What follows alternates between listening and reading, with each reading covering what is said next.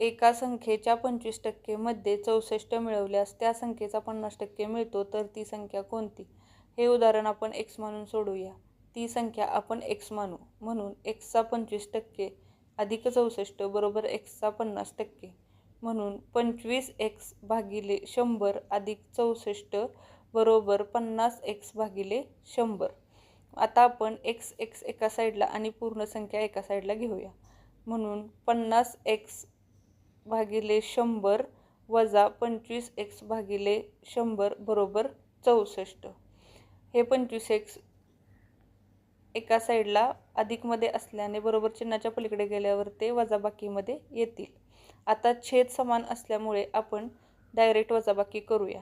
म्हणून 64 बरोबर 50x वजा 25x भागिले 100.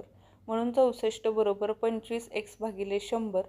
म्हणून भाग दिल्यानंतर 64 बरोबर 1/4x. म्हणून 64 गुणिले 4 बरोबर x. म्हणून x बरोबर 64 गुणिले 4 256.